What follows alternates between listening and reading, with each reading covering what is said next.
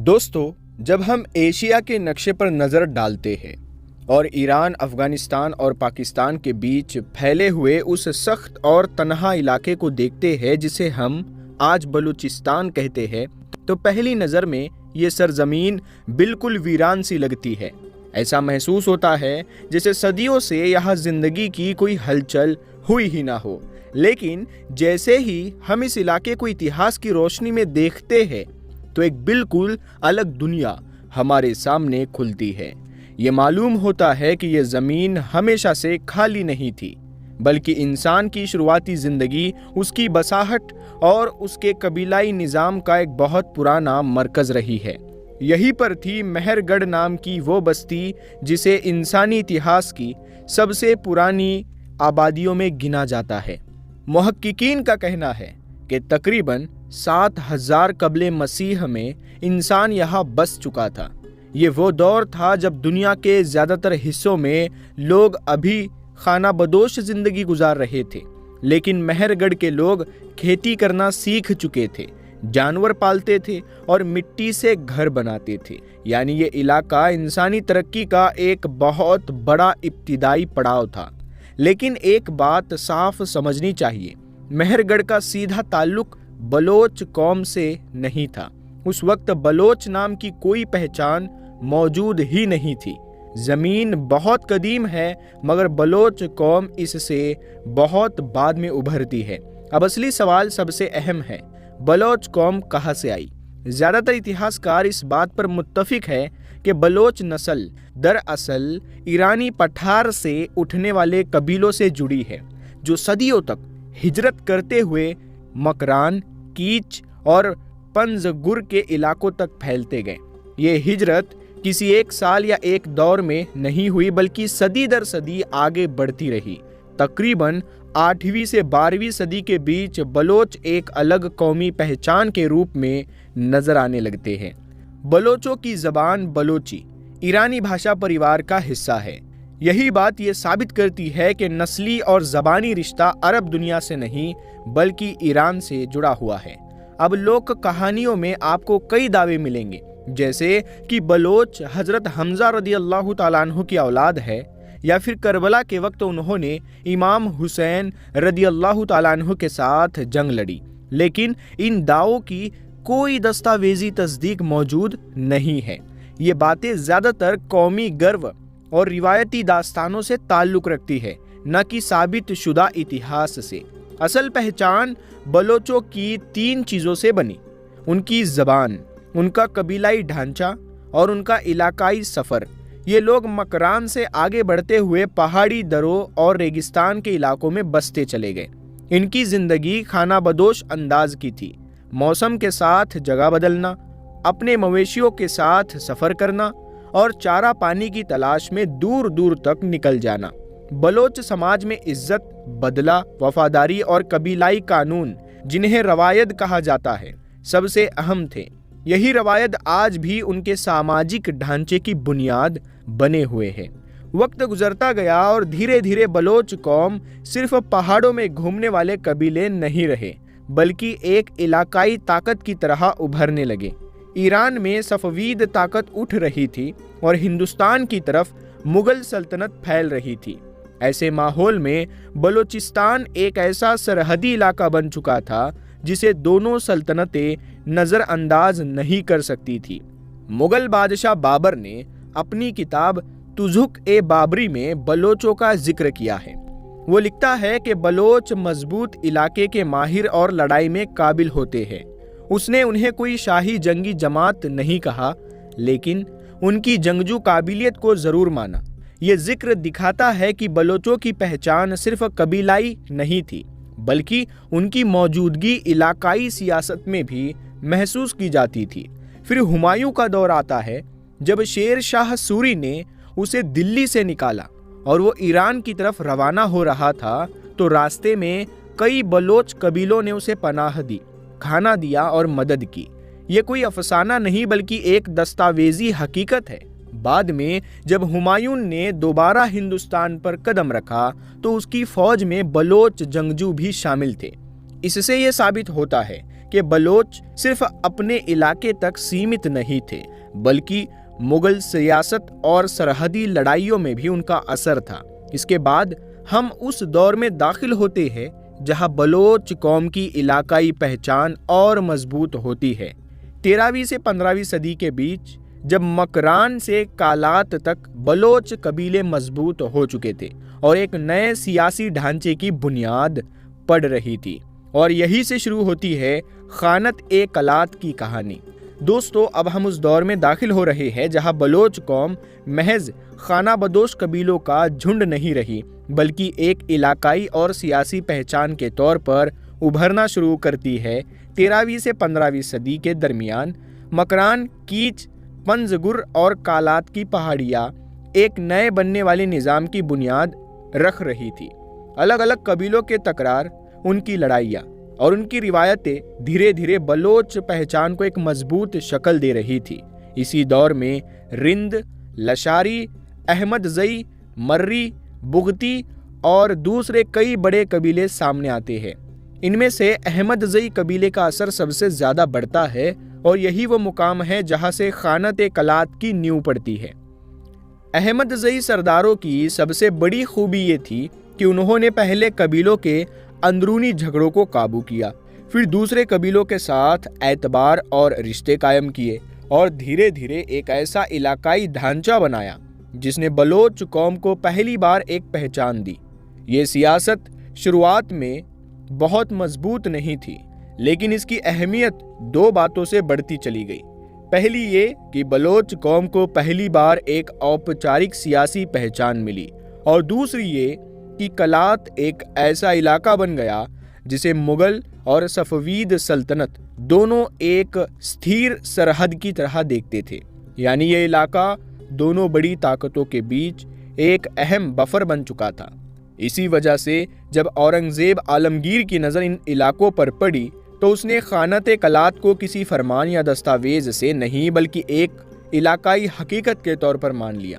उसे पता था कि पश्चिमी सरहद को महफूज रखने के लिए बलोच कबीलों का साथ और उनकी लॉयल्टी बहुत अहम है। ये कोई यूनाइटेड एम्पायर नहीं था, लेकिन इतना मजबूत ज़रूर था कि मुगलों को ये समझ में आ गया कि बलोच इलाका एक नेचुरल सुरक्षा ढाल का काम कर सकता है। इस तस्लीम ने बलोच पहचान को और मजबूती दे दी और खानत-ए-कलात की सियासी हैसियत को नई ऊंचाई मिली। वक्त गुजरता गया और 18वीं सदी तक ईरान में काज़ार सल्तनत का उभार और हिंदुस्तान में अंग्रेज़ों की बढ़ती पकड़ ने पूरे इलाके को एक नई भू-सियासी लड़ाई में बदल दिया। ये वो दौर था जिसे दुनिया आज ग्रेट गेम के नाम से जानती है। रूस दक्षिण एशिया की तरफ बढ़ना चाहता था और ब्रिटिश उसे रोकने के लिए हर सरहद पर अपनी मौजूदगी मजबूत कर रहा था। बलोचिस्तान का नक्शा ऐसी जगह पर था कि अगर रूस नीचे उतरता तो सबसे आसान रास्ता यही इलाका होता, और इसी वजह से अंग्रेजों की नज़र बलूचिस्तान पर टिक गई। लेकिन वो बहुत जल्दी समझ गए कि इस सरजमीन को फौजी ताकत से काबू करना नामुमकिन है, क्योंकि बलोच कबीले पहाड़ों, दर्रों और रेगिस्तानों के ऐसे माहिर थे कि किसी भी बाहरी फौज के लिए लगातार लड़ाई में टिके रहना बेहद मुश्किल था।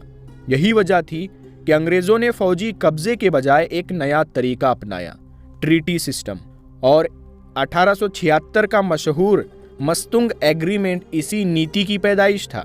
इस समझौते के तहत ब्रिटिश और खानत-ए-कलात के बीच एक औपचारिक रिश्ता कायम हुआ, जिसमें ब्रिटिश को सरहदी रस्तों और सामरिक फायदों तक पहुंच मिली, जबकि कलात को अपनी आंतरिक आज़ादी बरकरार रखने का हक दिया गया। यानी बलूचिस्तान न पूरी तरह अंग्रेजी राज का हिस्सा बना और न पूरी तरह आज़ाद, बल्कि एक ऐसा ट्रीटी स्टेट बनकर खड़ा हुआ जो आगे चलकर सियासत की सबसे बड़ी उलझनों की बुनियाद बना। और अब कहानी पहुंचती है 1947 के उस नाजुक मुकाम पर जहां पूरे उपमहाद्वीप की सरहदें बदल रही थी। दोस्तों, अब कहानी अपने सबसे अहम मोड़ पर पहुंच चुकी है। 1947 के बाद जब ब्रिटिश साम्राज्य अपना बोरिया बिस्तर समेटकर हिंदुस्तान से जा रहा था और नए मुल्क की सरहदें बन रही थी, तब हर रियासत अपने मुस्तकबिल पर फैसला कर रही थी। इन्हीं में से एक थी खानते कलात, जो बलोच पहचान की बुनियाद मानी जाती थी। ब्रिटिश और कलात के बीच तकरीबन 100 साल तक जो समझौते चले, उनका उसूल साफ था कि ब्रिटिश कलात की अंदरूनी आज़ादी में दखल नहीं देंगे। और यही वजह थी कि जब इंग्लिश राज खत्म हुआ तो कलात के हुक्मरान मीर अहमद यार खान ने साफ ऐलान किया कि उनकी रियासत अब अपनी डॉक्यूमेंटेड हैसियत के हिसाब से आज़ाद होगी। 1947 की गर्मियों में कलात की दोनों असेंबलियां दरबार आम और दरबार खास बुलाई गई। इनमें बहुमत ने यही फैसला दिया कि कलात पाकिस्तान का हिस्सा नहीं बनेगा, बल्कि एक आज़ाद रियासत की तरह कायम रहेगा। ये फैसला लिखित तौर पर भी मौजूद है, मगर पाकिस्तान के लिए बलूचिस्तान कोई आम इलाका नहीं था, ये उसकी रणनीतिक जान थी। अफगानिस्तान की सरहद, अरब सागर की बंदरगाहें और पश्चिमी सरहद की सुरक्षा सब बलूचिस्तान पर टिकी थी। अगर बलूचिस्तान अलग होता तो पाकिस्तान की भूगोलिक शक्ल कमजोर हो जाती। यही वजह थी कि कराची और क्वेटा के दरमियान बातचीत चलती रही, लेकिन कोई मुकम्मल समझौता नहीं हुआ। और फिर आया मार्च 1948, जब पाकिस्तानी फौजें कलात की सरहदों के करीब पहुंची। जंग नहीं हुई, लेकिन दबाव इतना बढ़ गया कि मीर अहमद यार खान को इंस्ट्रूमेंट ऑफ एक्सेशन पर दस्तखत करने पड़े। इस दस्तावेज के जरिए कलात को पाकिस्तान का हिस्सा घोषित कर दिया गया। पाकिस्तान इसे कानूनी विलय कहता है, जबकि बलोच इतिहासकार इसे दबाव और मजबूरी का नतीजा मानते हैं। सच शायद इन दोनों के बीच कहीं मौजूद है। इस विलय के कुछ ही महीनों बाद कलात के शहजादे प्रिंस अब्दुल करीम ने इसका विरोध करते हुए अफगानिस्तान का रुख किया और वहां से एक आज़ादी की तहरीक शुरू की। उनका मकसद था कि बलोच कौम को फिर से उसका वजूद दिलाया जाए, मगर उन्हें न अफगान हुकूमत की खुली मदद मिली और न सारे बलोच सरदार उनके साथ आए। कुछ महीनों में ये तहरीक कमज़ोर पड़ गई, लेकिन एक मिसाल बन गई कि जब भी बलोच कौम अपनी पहचान या हकूक़ को ख़तरे में महसूस करेगी तो वो उठ खड़ी होगी। वक्त के साथ हालात फिर बदले और 1958 में नवाब नूरोज़ खान की क़यादत में एक नई बगावत शुरू हुई। यह अचानक नहीं थी, बल्कि उस बेचैनी का नतीजा थी जो 1948 के बाद से अंदर ही अंदर पनप रही थी। पाकिस्तान ने इस बगावत को फौजी ताकत से कुचल दिया। कई सरदार गिरफ्तार हुए और बलोच समाज के अंदर गुस्सा और गहराई तक बैठ गया। 1962 और 63 में छोटे पैमाने पर झड़पें जारी रही, लेकिन असली विस्फोट 1973 से 1977 के बीच हुआ, जब जुल्फिकार अली भुट्टो की हुकूमत ने बलूचिस्तान की चुनी हुई सरकार को बर्खास्त कर दिया। पूरे इलाके में बगावत फैल गई। हजारों बलोच जंगजू पहाड़ों में चले गए। पाकिस्तान ने बड़े पैमाने पर फौजी कार्रवाई की। हेलीकॉप्टर, टैंक, भारी हथियार सब तैनात किए गए। दोनों तरफ जाने गई और बलूचिस्तान का बड़ा हिस्सा तबाह बर्बाद हो गया। ये बगावत सिर्फ एक सियासी झगड़ा नहीं थी, बल्कि बलोच कौम की उस गहरी बेचैनी का इजहार थी जो वो दशकों से महसूस कर रही थी। 1977 के बाद हालात कुछ ठंडे पड़े, लेकिन सवाल वही रहे, बलूचिस्तान अपने संसाधनों का फायदा खुद क्यों नहीं उठा पा रहा? सियासी नुमाइंदगी कम क्यों है और तरक्की हमेशा दूसरों के हिस्से में क्यों जाती है? बलूचिस्तान गैस, तांबा, सोना, कोयला, यूरेनियम और मार्बल जैसे नियमतों से भरपूर है, मगर इसके बावजूद पाकिस्तान का सबसे पिछड़ा और गरीब इलाका माना जाता है। बलोचों का दावा है कि इनके जरिए से फ़ायदा मुल्क को मिलता है, लेकिन यहाँ की ज़मीन और लोगों को उसका हक नहीं। पाकिस्तान का कहना है कि मसला सिर्फ संसाधनों का नहीं, बल्कि कबीलाई ढांचे, बाहरी दखल अंदाजी और सिक्योरिटी चुनौतियों का भी है। इसी खींचतान में एक और दर्दनाक मसला उभरता है, मिसिंग पर्सन्स का। पिछले 2 दशकों में हज़ारों बलोच घरानों ने शिकायत की कि उनके लोग अचानक गायब हो गए और महीनों, कभी कभी सालों तक उनकी कोई खबर नहीं मिली। अंतर्राष्ट्रीय ह्यूमन राइट्स तंजीमें बार बार इस मसले को उठाती है, जबकि पाकिस्तान इन इल्ज़ामों को नकारता है। लेकिन हकीकत यह है कि ये मसला आज बलूचिस्तान की सियासत का सबसे बड़ा जख्म बन चुका है। 2000 के बाद हालात फिर बदले।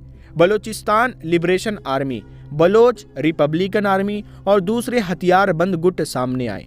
कई हमले हुए, सरकारी ठिकानों पर धमाके और टारगेट किलिंग शुरू हुई। पाकिस्तान ने इन्हें दहशतगर्द तंजीमें कहा, जबकि बलोच तहरीक खुद को हुकूक की लड़ाई लड़ने वाला कहती है। दोनों आमने सामने खड़े हैं और इसी टकराव में इलाका और उलझता गया। फिर आया CPEC यानी China Pakistan economic corridor. Gwadar port, नई सड़कें, अरबों डॉलर का इन्वेस्टमेंट। पाकिस्तान के लिए एक बड़ा मौका था, लेकिन बलोच समाज के लिए एक नया सवाल पैदा हुआ, क्या इस तरक्की में उनका हिस्सा भी होगा? कई बलोच ग्रुप्स का कहना है कि ग्वादर और दूसरे प्रोजेक्ट से फायदा बाहरी लोगों को मिलेगा, जबकि यहाँ के बाशिंदों को बेदखली, बेरोजगारी और सिक्योरिटी रिस्ट्रिक्शंस झेलने पड़ेंगे। यही वजह है कि सीपेक यानी CPEC ने इलाके में सुकून के बजाय तनाव बढ़ा दिया। आज 21वीं सदी में बलूचिस्तान एक अजीब तस्वीर बन चुका है। एक तरफ ये जमीन कुदरती नेमतों से भरपूर है, लेकिन पाकिस्तान का सबसे कम तरक्की याफ्ता सूबा भी है। एक तरफ यहाँ की कौमी पहचान बेहद मजबूत और जिंदा है, लेकिन दूसरी तरफ सियासी हकूक की जद्दोजहद जारी है। एक तरफ सदियों पुरानी तहजीब और दूसरी तरफ आज का बेचैन समाज। मगर इतनी सारी मुश्किलों, इतनी सारी सदियों के उतार चढ़ाव और तमाम सियासी दबाव के बावजूद एक चीज कभी नहीं बदली, बलोच पहचान की मजबूती। ये कौम किसी अफसाने पर नहीं बनी, न किसी नस्ली मिथ पर, न किसी सल्तनत की रहमत से, बल्कि सदी दर सदी अपनी मेहनत, अपनी हिजरत, अपनी बहादुरी और अपने इलाके की गहरी समझ से बनी है। और शायद यही वजह है कि आज भी बलोच कौम उतनी ही जिंदा है जितनी सदियों पहले थी। ये कहानी सिर्फ एक सरहद या रियासत की नहीं, बल्कि एक ऐसे वजूद की है जो अपने हक, अपनी इज्जत और अपनी पहचान के लिए आज तक सीधा खड़ा है।